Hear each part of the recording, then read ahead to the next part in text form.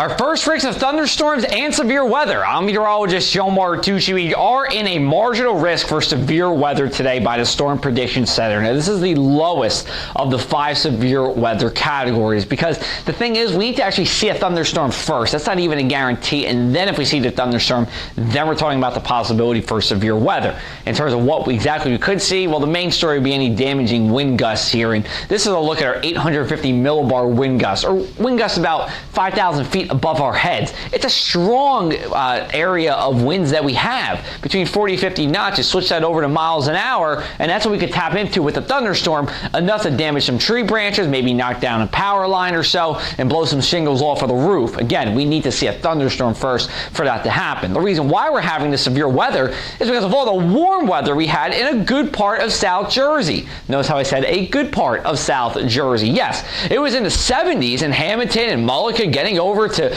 portions of Cumberland County. But then look at the temperature difference. You go from Mullica over to Egg Harbor Township. That's a 15-mile difference. That's an 8-degree temperature difference. 63 over in Egg Harbor Township. Still a nice day, of course, but not as warm as it is in the western part of the county. Then as you complete the journey across the Black Horse Pike into Atlantic City, 7.5 miles to the east, temperatures only 52 degrees for the high temperature here.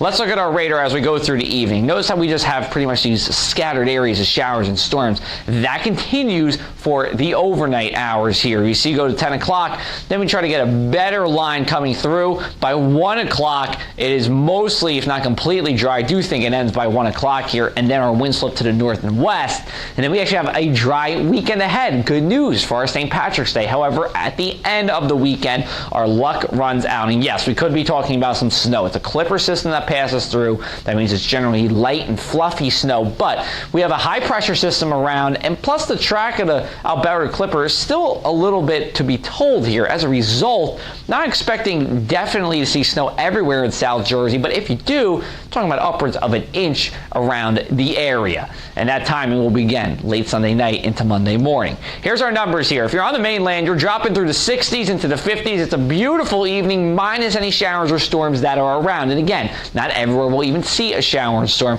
Temperatures at the shore, unfortunately, a lot cooler here, in the 40s. That is seasonable for this time of year. So overall, even in the coldest spots, it's not that chilly out there. For the overnight hours, temperatures in the mid-40s on the mainland and the shore, turning clearer as we get a northwesterly wind that blows in. It will be brisk, and it's going to be a fresh breeze here throughout the area, gusts around 30 miles an hour. Then we go to St. Patrick's Day. Lots of festivities happening in South Jersey. Let's break them all down for you.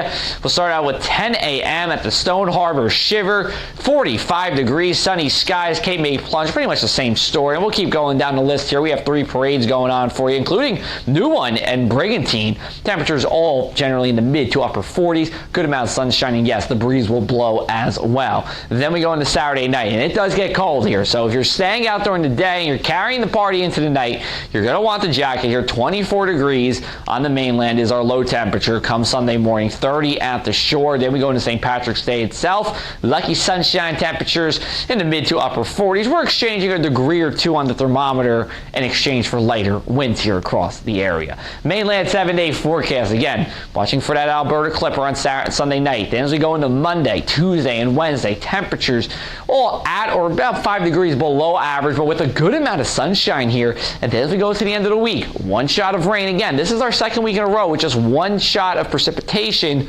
And then we go into Friday, we're warming up here into the low 50s, which is seasonal. Shore 7-day, pretty much the same story. Just notice our low temperatures are different. We are in the 30s as opposed to the 20s during this time. We'll be back with you with the weekend weather. And in the meanwhile, you can follow us on social media for the latest. Facebook and Instagram at JoeMartWX, Twitter at ACPressMartucci, or thepressafac.com/weather.